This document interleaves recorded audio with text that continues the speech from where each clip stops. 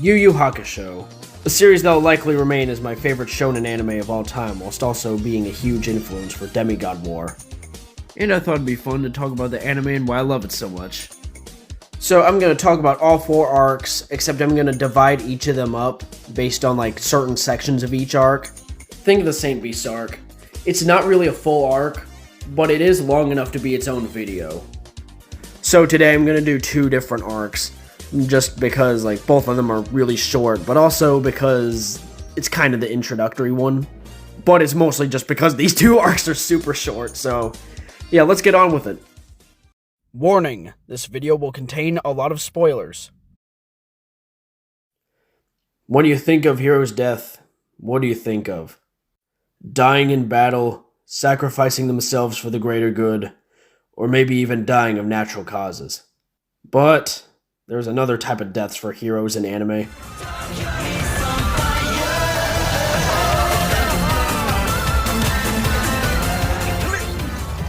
Truck-kun, or car-kun in this case. So we start off with our main character getting murked by a car right before isekai was even a thing, as far as I know. And before you ask, no, Yu Yu Hakusho is not an isekai. He doesn't reincarnate into some other generic fantasy world like most of them. And yes, a majority of this show takes place on Earth. Yusuke tries to remember what happened earlier, but like, we gotta do some flashbacks. We are also introduced to Keiko, who's like Yusuke's best friend, even though Yusuke's like a huge f***ing asshole to her. So Keiko goes to see the other students, and they also really hate Yusuke and think he's like a horrible criminal demon, basically. Point is, Yusuke is a punk, and most of the other students are scared of him because he's the biggest asshole around. Yusuke goes home, sees his mother, and he's also a jerk to her too. After his argument with his mother, he goes out and gets jumped by a bunch of other school punks led by Kazuma Kuwabara, a school bully. Metal Gear Solid 3 fans probably heard of that name before. Kuwabara. After they meet, Yusuke beats the shit out of Kuwabara, because Yusuke's like a super bully, I guess. I mean, look at that combo, that looks friggin' insane! Eventually, we see what actually led up to how Yusuke died. Basically, there was a little kid with a ball, and then Yusuke was telling him to not play with the ball near the road. Because, I mean, even punks have standards. Like, don't let kids get hurt. So Yusuke just makes some funny faces for a while. And then some jackass drives 96 miles per hour in a school zone, and then he hits Yusuke with a car. One commercial bumper later, and Yusuke meets the Grim Reaper. Yeah, that's the Grim Reaper. Oh, and her name's Botan. So basically, Yusuke's put in a really weird situation where technically how he died, he was not supposed to die from that. Like, the kid would have been fine if Yusuke wasn't involved at all. Good news is that Botan offers Yusuke to have a second chance at life. So you could probably figure out where the next few episodes are going. Okay, so the funeral scene in the first episode's unironically super emotional, despite the fact that we hadn't even known Yusuke for that long. It's still the first episode too, so yeah. Even Kuwabara's sad. He lost his greatest op, and he still misses him. He still misses being beaten up by him. For some reason. Weird friendship. So, like, obviously, Keiko's devastated too, and then, like, a bunch of other people are also, like, really devastated.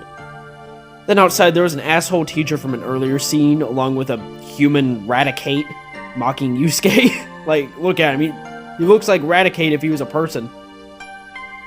Luckily, the one good teacher that Yusuke has tells these freaks to shut the hell up. I feel like that one nice teacher and Yusuke's own mother mourning his death probably hurts the most. Yusuke didn't even think they gave a damn about him, but in reality they really do. So Yusuke finally gets his act together and wants to get his life back. Before this epic journey, Botan brings Yusuke to King Yama. I know this is a very small detail, but I kind of find it funny. Yusuke starts muttering to himself about how he's gonna beat up King Yama. To me, it's funny because Yusuke is voiced by the same guy that voiced Raditz from Dragon Ball Z. And off-screen, Raditz did the same thing, except King Yama kicked his ass and sent him to hell. Instead of meeting King Yama, we meet his son, Koenma, which translates to Enma Jr. Oh yeah, also he's a talking baby. So then Yusuke fucking laughs at the guy who can literally send him to hell if he wanted to. Did I mention that Yusuke is not very smart? Anyways, Koenma gives Yusuke a golden egg, which will totally not be brought up in any way later in the series. Also, the golden egg is a surprisingly genius plot device. It will make way more sense when we get to the Chapter Black saga, though.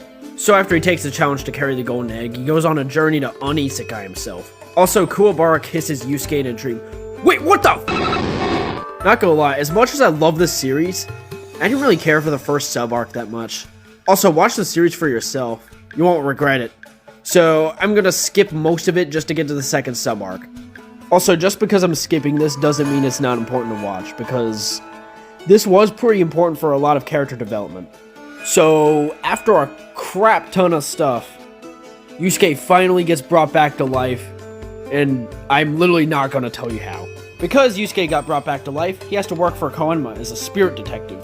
So instead of being like a usual detective and like solving mysteries, he has to fight demons from another dimension.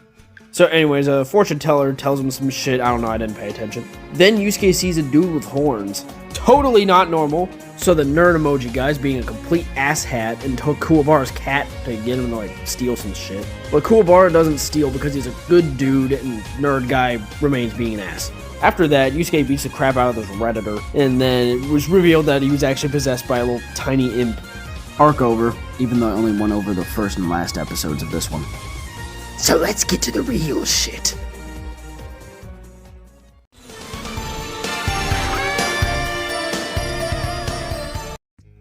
This section starts off with Yusuke being framed by a teacher for stealing. This is the worst fucking teacher ever. Yusuke has a reasonable crash out, but Koenma interrupts time itself somehow. This ability would have been way more useful later. Koenma says that there are 3 artifacts based on the Japanese sacred treasures. Also, the Lake Trio from Pokemon are based on those apparently. Were stolen by 3 infamous demon criminals. Anyways, it was actually the teacher who stole all that shit. I don't mean the artifacts, I mean the pen that the teacher used to frame Yusuke for stealing. So obviously Yusuke's pretty pissed, and Koenma tells Yusuke that he can fire an energy blast out of his finger once a day. Yeah, Yusuke has an even cooler superpower now. Even though right now the ability is pretty terrible. It gets better, but right now he has to use it sparingly. He fires his ray gun / spirit gun at the asshole to try to get him expelled. I should also mention that at this point the attack is invisible to normal people. I'm not sure if this gets retconned later, but like from what it looks like later on, people can see the spirit gun, like even if they aren't psychic, but there's always a possibility that it got so strong it became visible. Let's get to the artifacts themselves. The Shadow Sword, yeah, real clever name there, can turn living things into demons just by slicing them. The Forlorn Hope, yeah, real weird ass name for a mirror, is able to grant wishes at a cost. And the Orb of Bast, what is up with these names? Is an orb that can steal souls of weaker beings, mostly children. Also, it looks like a switch and pitch. Yusuke has to retrieve all these items on his own, and if he doesn't, King Yama's gonna crash out and then like try to like get them by any means necessary. And by that, I mean he's probably gonna like blow up a bunch of shit. Yusuke has to do this in 1 week. Yusuke finds a kid whose soul got Shang Tsung, so he has to do the Twilight Princess way of tracking him. He is led into a nastier looking area when he finds the first villain, Goki. No, not that Goki, this one. He might be the most generic looking villain here. He's literally just some dude in a smelly green shirt and no eyebrows. Holy crap! Even then he still looks generic. Literally just a big red demon dude. Meanwhile, at Koenma's Spirit Incorporated, Koenma and a generic green ogre introduce our current antagonists. Kurama, they know nothing about him.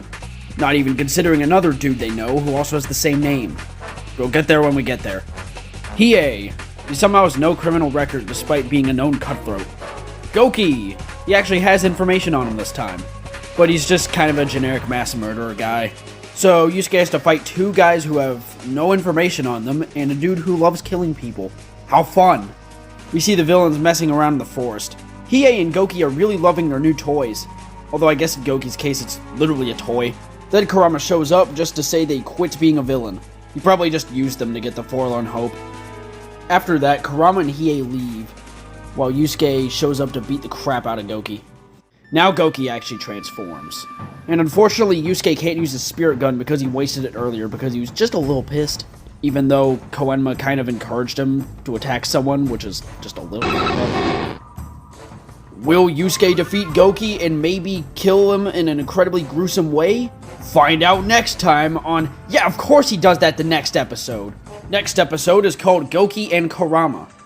I wonder who Yusuke's fighting in that one. So it starts off with Yusuke and Goki continuing to fight and... Oh, God! History lesson! Strobe effects were very common in anime back then, before the late 90s. Ever since the Electric Soldier Porygon incident, there hasn't been any strobe effects shown that much in anime. So Goki does the Seizure Kick, which combos into a tree tackle. Then Botan scares Goki away, and the fight's immediately over. Goki's scared of people. That's embarrassing. So Botan takes Yusuke back to his house, and then gives him a bunch of random devices that should help him. One of these is some kind of spirit gun power boost ring, which would be really interesting to think about if he used it way later in the series. Anyways, Yusuke goes back to fight Goki again. Also, they reuse the animation for the transformation sequences.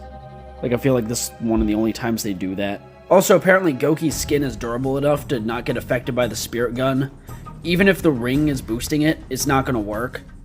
So Yusuke would have to figure out a way to get past this obstacle. So Yusuke shoves a piece of wood into his mouth and makes him eat spirit lead. About a year ago, the Yu Yu Hakusho wiki said Goki died here. But I checked the wiki again and it said he's still alive. Which I guess makes sense, since it probably just feels like a Mike Tyson punch to the uvula, if anything. And as established earlier, the blast isn't strong enough to kill a person, let alone a demon. Also, this may be the only time I'm gonna say this, but the live-action adaptation of this fight was way better than the anime version. It's also probably because that was the best fight in the live-action adaptation. Hey, I might review that at some point. With Goki dead, let's get to the Kurama part of the episode. Kurama introduces himself to Yusuke, showing no sense of aggression and asking him to meet him in 3 days. Botan, and maybe you watching, thought this was a trap. But you already saw Kurama chilling with the homies in the intro, so... 3 days later, and I have no idea what Hiei is doing right now. He's still on the loose. Yusuke meets Kurama at the hospital, and Kurama takes Yusuke to see his mother, who is ill. You're probably thinking, how does Kurama have a human mother? I thought he was a demon. Kurama is also called Suichi by his mother. Keep that in mind. Kurama reveals to Yusuke in private that he's some kind of demon fox creature, and was also a thief in the demon world. He got shot down one day when he messed up a heist, so then he reincarnated himself as a human. Try saying that 3 times fast. I know, it's weird. It's like a reverse isekai. Kurama ended up caring for his mother despite being a 300-year-old fox thing. He wants to use the Forlorn Hope to save his mother from dying, but at the cost from his own life. Yusuke thinks this is really stupid because from his own experience, being dead made his mom really sad. So what's the point of Kurama sacrificing himself to save his mother just so she could not see him ever again? And I'm not criticizing the plot. This is a really well-written situation. Kurama may be a good guy, but in reality, Yusuke's trying to save Kurama from himself. So Yusuke makes a wish to sacrifice his own life to save Kurama's mother's. The wish came true, but nothing bad happened because the mirror's a really chill guy and let Yusuke live due to his heroism. Moving on to Hiei. Hiei is revealed to be some kind of weird, three-eyed freak. Also, Hiei has some kind of imp sidekick that only appears in a single shot, and I have literally no idea why. After Yusuke and Keiko talk a bit, Hiei hits Keiko with the Shadow Sword and kidnaps her. Hiei lures in Yusuke with his psychic powers, but he also wants the artifacts in some kind of gross-ass storage building. Said building also has a bunch of mind-controlled people and Keiko. Hiei gives Keiko back since Yusuke gave Hiei the crappy green ball and chill mirror. Plot twist! Keiko's turning into a three-eyed freak! It's funny considering how we later got to see how Hiei got his Jigana Eye. He's practically just handing it out. So Yusuke fights Benedict Cumberbatch, but unfortunately he's uber fast. So Yusuke gives Hiei the Will Smith special. Are you done yapping yet?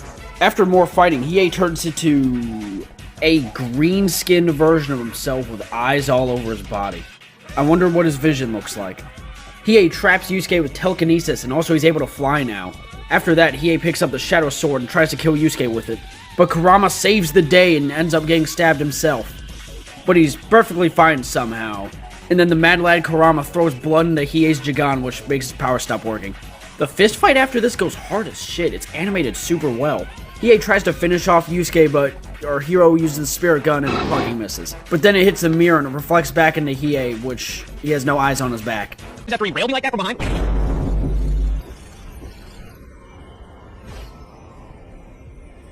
After he shot on my back. He has eyes all over his body and couldn't have them on his back. So the day is saved, they turn Keiko back to normal instead of her turning into Tien. Next time on Horrible Summary, Yu Yu Hakusho, Yusuke fights RoboCop and a ninja, while Kuwabara can make a lightsaber. Also, Man-Bat is there too.